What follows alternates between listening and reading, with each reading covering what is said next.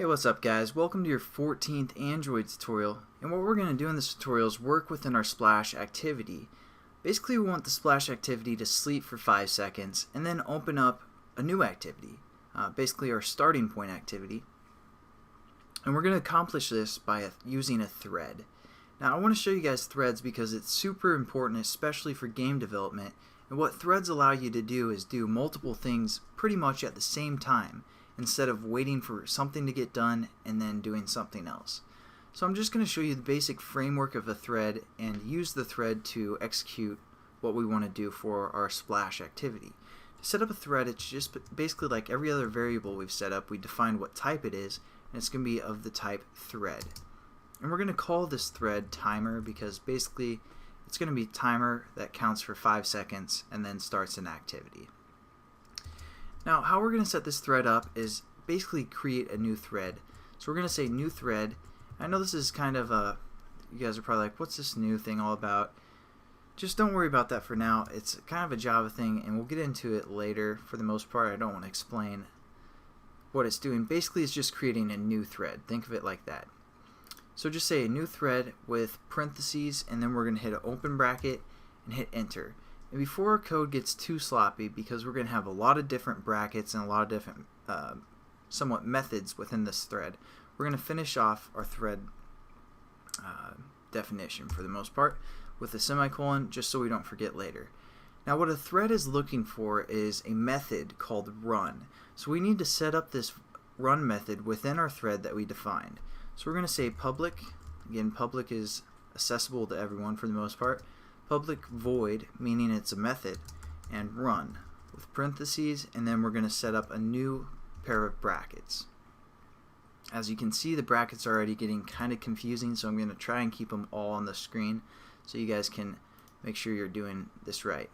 Now basically within our run method, we want, anytime we do something sketchy, like if you guys ever wanted to go streaking across a football game and you thought that'd be awesome, so you're gonna try to do it, but sometimes it wouldn't work because you get arrested. Anytime you do something sketchy in programming, you also have to use a try bracket. So we're gonna try to let our program do something for the most part, and that's what this is gonna do. And if it can't do that, we're gonna catch the exceptions, or basically if we can't do the action that we're trying to perform, most likely there's some sort of error or an exception. So we're going to try and catch those exceptions and use them for debugging. So we're going to say catch exceptions, and basically to catch exceptions you tell the computer what kind of exceptions you are looking to catch. And for this instance we're going to say interrupted error. Interrupted exception. What am I doing? That's the type of exception we're going to try to catch, and it's called E. Now within this basically this catch again is trying to catch these type of exceptions if they pop up. You guys don't really need to know what this exception is for the most part right now.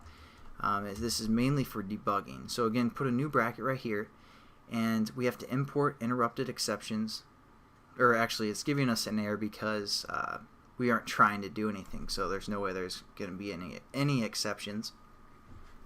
But that will go away in the next tutorial. And there's where we're going to try and catch those exceptions. And the last thing we can do is do a finally method.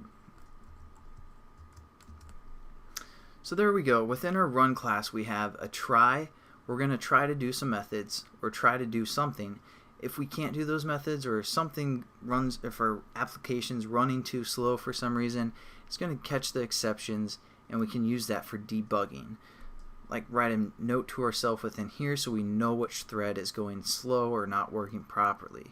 And then finally we can do this method after we've done that. After we've tried something, we can do something finally. And yeah, I don't know. It's pretty okay. Basically, yeah, this is our last little chunk of code that we can use if we want to try one last method after we've done whatever we tried in these brackets.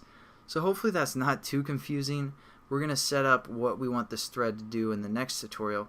But after we set up our thread, it's still not going to do anything. So what we're going to do is we're going to use our thread variable called timer, and to start a thread, you just use the method called thread, and this, or I'm sorry, called start. This is from the thread class, so we can use this method because again, it's a thread variable.